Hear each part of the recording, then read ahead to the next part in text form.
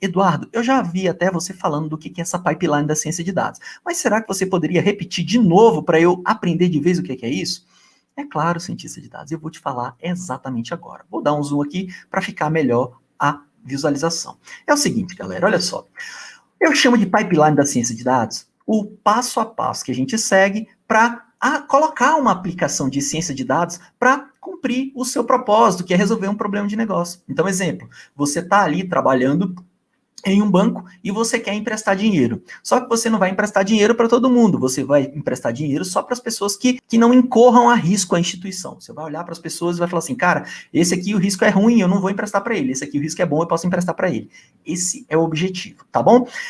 Até você chegar nesse ponto onde você construir um sistema que vai falar se a pessoa tem risco ou não, você tem todo um passo a passo. E esse passo a passo é o que eu chamo de pipeline da ciência de dados. Bora de um por um? Vamos lá.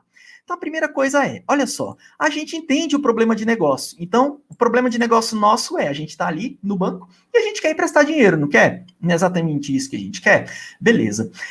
Cara, se a gente quer emprestar dinheiro, a gente já sabe qual é o problema de negócio e o que a gente precisa fazer para a gente poder emprestar o dinheiro. Nesse caso, as políticas de risco do banco falam, você empresta dinheiro somente para a galera que tem risco baixo. Então, opa, beleza, matamos a primeira parte do nosso projeto de ciência de dados, que é o seguinte, eu sei que o problema de negócio é eu preciso emprestar dinheiro e eu só vou emprestar dinheiro para a galera que tem risco baixo. Então, você matou o problema de negócio. E já sabe que você vai precisar fazer o seguinte, você vai construir uma máquina que vai dizer se o cara tem risco alto, médio ou baixo, para você emprestar o dinheiro.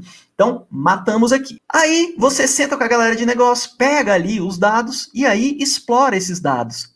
Essa exploração de dados, que é a parte no qual você vai conhecer os dados, conhecer os atributos que você vai utilizar para construir a sua máquina preditiva depois, que vai dizer o risco do cara, é a segunda etapa do seu pipeline de ciência de dados. Você vai estar conhecendo os dados. Você vai estar conhecendo as variáveis que vão te ajudar a prever o risco do cara. Beleza? Matamos o segundo passo. Aí depois, você já explorou os dados, você descobriu que você precisa fazer algumas transformações. Existem ali alguns problemas ali, problema de missing, problema de outlier, variáveis que você vai querer fazer transformação, concatenação, vai querer agregar variáveis de bancos de dados externos, vai querer agregar variáveis que não foram especificados aqui no início do problema de negócio, variáveis como variáveis de redes sociais e por aí. Por aí vai. É exatamente nesse passo que você vai fazer isso, no pré-processamento dos dados.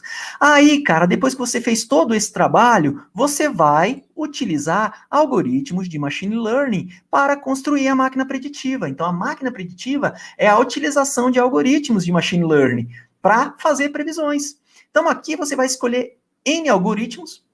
Dado o algoritmo que você achar que tem a melhor resposta, é aquele que vai ser o algoritmo final da sua máquina preditiva. E como é que você sabe qual é o algoritmo que vai ter a melhor resposta, a melhor acurácia, Eduardo? Me explica aí. É exatamente aqui nesse ponto que a gente está hoje, é avaliando. E a gente avalia por meio de métricas, galera. Métricas de performance. E o que é a métrica de performance, Eduardo?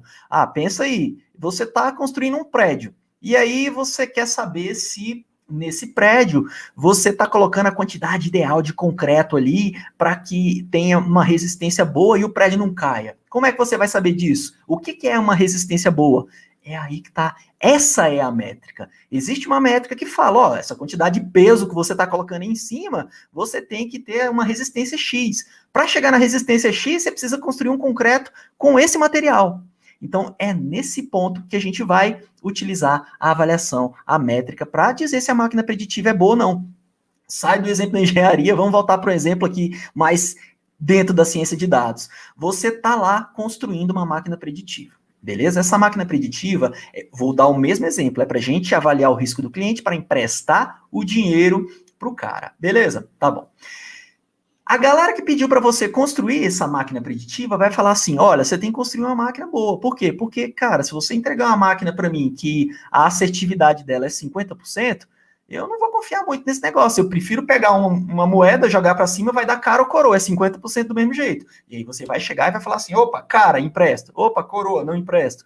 Vai ser a mesma coisa. Então, você vai fazer o seguinte, eu quero uma máquina que acerte acima de 60%. Tá, beleza? E aí você vai construir a sua máquina preditiva e vai tentar bater esse primeiro baseline aí que a gente chama de a primeira métrica ali que você quer superar para qualificar o seu projeto. É aqui que está a parte onde a gente está agora. Por fim, que é a última etapa aqui, é a implementação, é a construção em si da máquina preditiva. E não foi à toa que eu trouxe o exemplo para vocês aqui de risco, de emprestar dinheiro para o cliente, de tal, e vocês vão descobrir o porquê, porque a gente vai ver uma parada dessa na maratona da ciência de dados. Beleza?